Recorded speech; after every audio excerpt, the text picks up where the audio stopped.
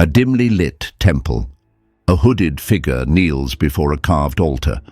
In their hand, an ancient ceremonial cup filled with a dark, shimmering liquid. They drink, and in an instant, light explodes behind their eyes. Their body remains still, but their mind travels across realms, through time, through shadow, through memory, not their own. This isn't fantasy. It was once the heartbeat of entire civilizations, from the depths of the Amazon rainforest to the echoing chambers of Egyptian temples to the mountaintop fire altars of ancient India. Plant medicines were never seen as drugs. They were keys to unlock the hidden chambers of the soul, to cross the veil between worlds, to commune with the divine.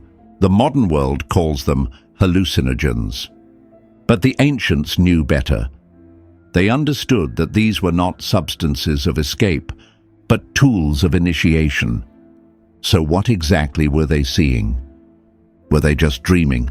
Or were they stepping through a gateway into something real? In this episode, we'll explore the hidden role of psychedelics in ancient spirituality, the mystery schools, the forgotten sacraments, the inner technologies that modern science is only beginning to rediscover. Because what if these visions weren't illusions, but messages from the soul encoded in light? The journey begins now, through symbol, through spirit, and through the sacred plants that once connected us to the stars. Part 1. Plant medicines in the ancient world. Long before the microscope, long before chemistry became a science, humans already knew that certain plants held power, but they didn't call them drugs. They called them sacraments. Across continents and civilizations, sacred plants were woven into the very fabric of spiritual life. They were not recreational. They were revered, guarded by priesthoods, passed down in ritual, and consumed only within sacred space. In the dense rainforests of the Amazon, the ayahuasca vine was known as la medicina de los dioses, the medicine of the gods. Taken in shamanic ceremony, it opened doorways into other realms, revealed ancestral memories, and guided the soul through death and rebirth. In Vedic India, the Rig Veda sings praises to Soma, a mysterious elixir said to grant immortality and divine vision. It was called the drink of the gods, a fluid light that illumined the darkness and expanded the mind. In ancient Egypt, the blue lotus was more than a symbol of rebirth. It was consumed in temple rituals to induce euphoria, prophetic dreams, and communion with the Neteru, the divine forces behind the veil of form. And in ancient Greece, the initiates of Eleusis gathered once a year to drink Kykeon, a sacred brew said to dissolve the ego, open the inner eye, and reveal the secrets of death itself. These weren't isolated practices, they were global, and they all had one purpose: to dissolve the boundaries of the ordinary mind and make contact with the divine. The plants weren't the goal. They were the bridge to the divine, and what they carried you toward was a truth that could not be spoken, only experienced. Modern archaeologists have uncovered traces of these rituals, residue of psychoactive compounds on ancient cups and vessels, murals depicting visions, texts alluding to lights, beings, and inner worlds that only the initiated could perceive. These weren't hallucinations. They were spiritual technologies hidden in plain sight, because for the ancients, altered states of consciousness were not taboo. They were sacred. They were a rite of passage, a descent into the subconscious, a confrontation with death, and a return with wisdom.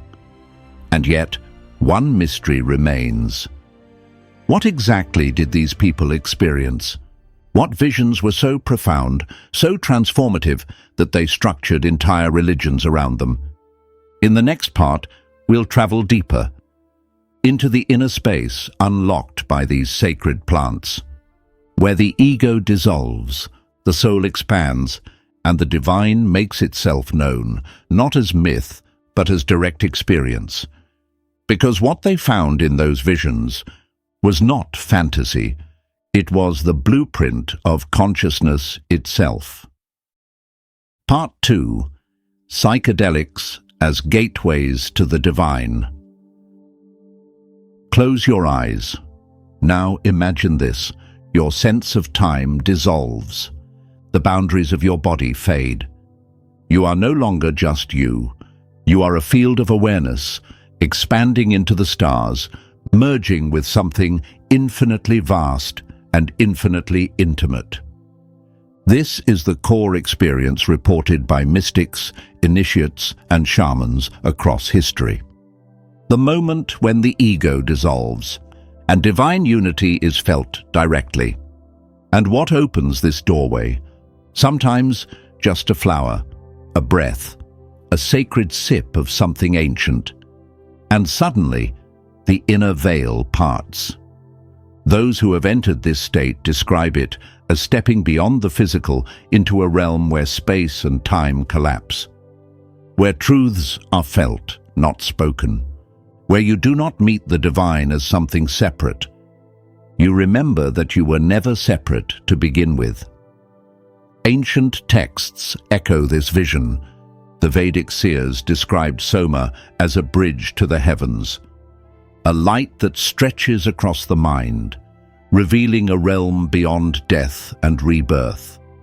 The Egyptian Book of the Dead speaks of the soul's journey through the Duat, a multidimensional space where the soul is tested, purified, and reunited with the divine source. And in Kabbalistic mysticism, the ascent of the soul through the Sephirot mirrors the layers of perception unlocked in deep visionary states, ending in the total fusion with Ein Sof, the infinite. These aren't poetic myths. They're maps, symbolic frameworks for something real, something timeless. The direct encounter with source consciousness. Psychedelics, when used in sacred context, were not seen as tricks of the mind. They were revered as technologies of the soul, portals through which one could pass beyond illusion and glimpse the eternal. Many describe seeing sacred geometry, hearing a universal hum or music, communicating with entities of light and intelligence, or receiving downloads of truth that feel older than language itself. These states break the illusion of separation, not through belief, but through experience. And that's what makes them dangerous and powerful. Once you've tasted the infinite, the illusion of separation never quite fits again. Where the self is isolated, where death is the end, where the divine is somewhere out there. You begin to understand God is not above you. God is within you, and that changes everything. But the ancients knew something else too. That touching the divine is one thing, surviving the experience is another, which is why they didn't just hand you the cup. They prepared you, mentally, spiritually, ritually, because without structure, a doorway can become a trap. In the next part, we'll explore the sacred containers used by ancient civilizations, the initiation systems, mystery rites, and spiritual disciplines, designed to protect and guide the soul through these powerful states of consciousness. Because if psychedelics are keys, then ritual is the hand that knows how to turn them. Part 3. Initiation, Discipline, and the Sacred Container. In the ancient world, not everyone was allowed to drink from the sacred cup. Psychedelics were never handed out casually, because they were not entertainment, not medicine in the modern sense, and certainly not a shortcut to spiritual insight. They were portals, and only those who had been prepared, spiritually, mentally, and ritually, were permitted to cross the threshold. The guardians of these rites were priests, shamans, and initiates, trained not just in knowledge, but in how to hold the energy of the sacred. These weren't just spiritual leaders, they were protectors of consciousness. Because the ancients understood something we often forget. The mind is not a toy, and opening it without guidance can lead not to enlightenment, but to fragmentation. That's why every traditional psychedelic practice came wrapped in ritual. The ritual was the container, the symbolic scaffolding that held the experience. It gave form to the formless, direction to the infinite, safety to the overwhelming. Without it, the mind could shatter, the soul could lose its way. And so came the mystery schools. In Egypt, Greece, India, and Mesopotamia, these schools trained the few who were ready to undergo deep transformation. Students spent years cleansing the body, purifying thought, studying symbols and sacred texts. Not to pass a test, but to prepare the inner temple for the encounter with the divine. Only then were they allowed to partake in the rites. Because these journeys don't always lead to light. Sometimes they begin in darkness. Often it begins with dissent. A death of identity, a confrontation with fear, an unraveling of ego. In untrained hands, this can lead to chaos. But in sacred space, guided by symbols, chants, setting, and intention, in sacred hands, chaos becomes the fire that forges wisdom.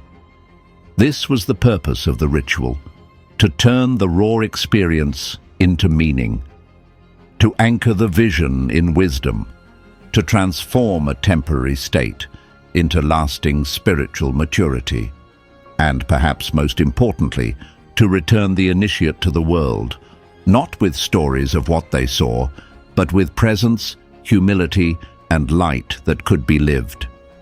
This sacred approach wasn't limited to one culture. It echoed across civilizations, from the chanting shamans of the Amazon to the silent priests of Eleusis. They all knew without discipline the sacred can become destructive. And yet, if these rites were so carefully preserved, if they led to such profound transformation, why were they hidden? Why were they ultimately outlawed, erased, or demonized? In the next part, we'll trace the turning point. When these gateways were no longer seen as sacred, but dangerous. When the wisdom of inner realms was silenced by systems that feared awakening more than ignorance, because behind every suppression, there's something someone didn't want you to remember. Part 4. The suppression of sacred plants. There was a time when the sacred was feared, not because it was evil, but because it awakened power in the individual, and power that arises from within cannot be controlled from without. As spiritual experiences became more personal, institutions began to feel threatened. The mystery schools, tribal shamans, and initiatory rites all empowered direct contact with the divine. No intermediaries, no doctrine, just you and the source. But when religion became organized, when politics and theology merged into centralized systems of power, this kind of raw, personal enlightenment was no longer welcome. It was dangerous. And so began the systematic suppression of sacred plants. The blue lotus of Egypt faded into obscurity. The Kykeon of Eleusis was outlawed. Soma disappeared from the Vedic tradition. Ayahuasca was demonized by colonizers as witchcraft. Across continents, the same pattern repeated. The sacrament became a drug. The shaman became a heretic. The ritual became a crime. And with this shift, an ancient relationship between humanity and nature was broken. Because when you control how people perceive, You control what they believe. And those who control consciousness control the soul. By labeling plant teachers as harmful and removing ritual context, society severed its link to inner revelation.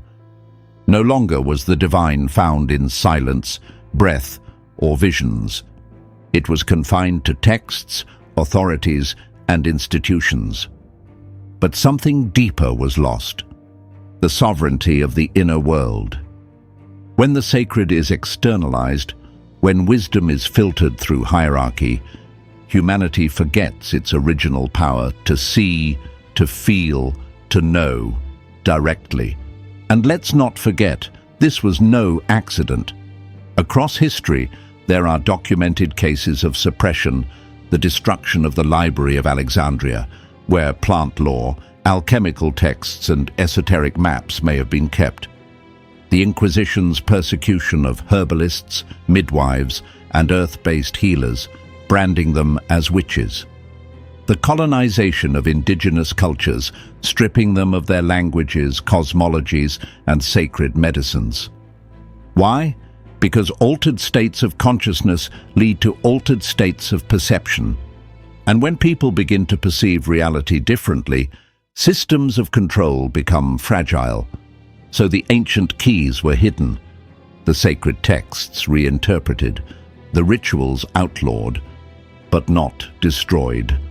Like embers buried under ash, the knowledge remained, carried in symbols, songs, and stories, preserved by shamans in the jungle, guarded by mystics in silence, waiting for the brave to light the fire again. In the final part, we'll explore that moment, our moment, because today something is stirring, a global return to the inner world, a cautious yet powerful reconnection with these ancient medicines. And the question now is no longer why were they hidden, but rather how can we approach them with the reverence they deserve? Part 5. Reawakening the ancient path through conscious use. Something ancient is returning, but not through temples or scriptures, through experience. Across the modern world, sacred plant medicines are making their way back into the human journey. Not as a rebellion, but as a return. Psychologists, neuroscientists, healers, and seekers are rediscovering what ancient shamans always knew: that certain plants, when used with deep intention, can help heal trauma, unlock memory, and reconnect us to something greater than the mind. In clinical trials, psychedelics like psilocybin and ayahuasca are showing powerful results in treating PTSD, depression, addiction. But beyond the data, people are reporting something deeper: a remembrance, a reconnection to the soul, a feeling of coming home. But here's the key: this healing doesn't come from the substance alone. It comes from how it's used.